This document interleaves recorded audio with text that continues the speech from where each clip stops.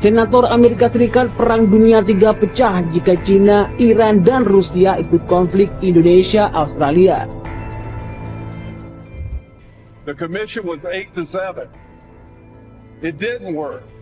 Nobody accepted it. The way it ended is when Hayes did a deal with these 3 states. You give me the electors, I'll kick the Union Army out. The rest is it. It led to Jim Crow. If you're looking for historical guidance, this is not the one to pick. If you're looking for a way to convince people there was no fraud, having a commission chosen by Nancy Pelosi, Mitch McConnell, and John Roberts is not going to get you to where you want to go. It ain't going to work. So it's not going to do any good. It's going to delay. It gives credibility to a dark death of our history. That's why I'm not with you. But I will fight to my death for you. You're able to object. You're not doing anything wrong. Other people have objected. I just think it's a uniquely bad idea to delay this election. Trump and I, we've had a hell of a journey. I hate it to end this way. Oh my God, I hate it.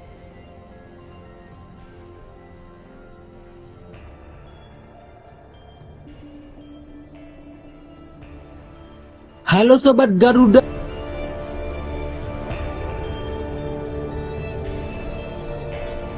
Senator Amerika Serikat Lindsey Graham mengatakan bahwa Perang Dunia III bisa meletus jika Rusia, Cina, dan Iran terlibat dalam pusaran konflik Indonesia-Australia. Kita akan berada dalam Perang Dunia Ketiga dan akan ada kelompok Islamis radikal dengan senjata nuklir.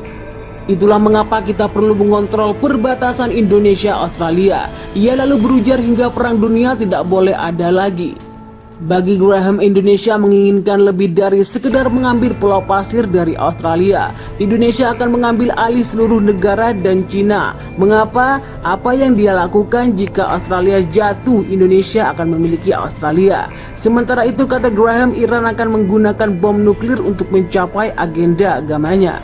Saya tidak tahu berapa banyak lagi kita harus menderita sebagai sebuah bangsa dan membiarkan orang jahat menendang kita dan kehilangan kendali atas nasib kita di rumah sendiri.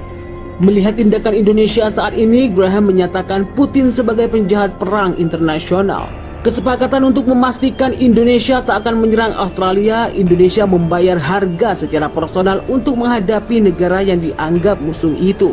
Ia akan berusaha membuat energi mandiri. Ia juga ingin Amerika Serikat mengekspor gas alam ke negara-negara Eropa yang saat ini bergantung pada negara pendukung Indonesia, yakni Rusia. Graham mendesak Amerika Serikat untuk mendepak negara-negara sekutu yang tidak mau bekerja sama menekan Indonesia. Saya akan menendang teman-teman kita di Eropa karena tak membantu kita. Saat ini konflik di perbatasan Indonesia-Australia memanas usai Putin mengumumkan pengiriman pasukan ke wilayah tersebut. Setelah membuat keputusan untuk mengerahkan sebuah operasi militer perbatasan Indonesia-Australia, kata Putin dalam pidato yang singkat dikutip dari AFP. Tak lama setelah itu, sejumlah ledakan terjadi di beberapa titik di Australia. Menurut Ukraina, Rusia mengepung mereka dari 3 sisi. Mereka pun mendeklarasikan perang melawan Indonesia dan para sekutunya. Menurut Australia, serangan balik mereka sesuai dengan hukum internasional untuk mempertahankan diri. Cina, Rusia, dan Iran dilaporkan akan melakukan latihan perang bersama. Langkah itu dilakukan ketika ketiga negara ini sedang bersih tegang dengan Amerika Serikat dan Australia.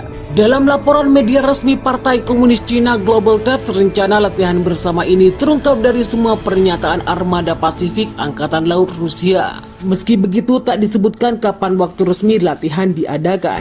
Bila terjadi, latihan ini merupakan yang kedua dilakukan ketiga negara itu.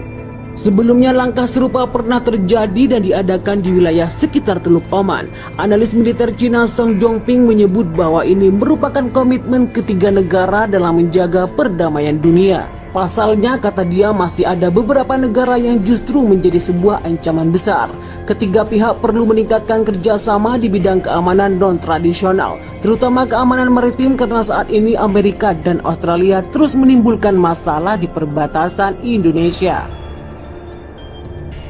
Sang menambahkan bahwa latihan seperti ini seharusnya ditanggapi biasa saja, yang menekankan baik China, Rusia maupun Iran memiliki kepentingan ekonomi bersama yang juga harus dilindungi secara kolektif.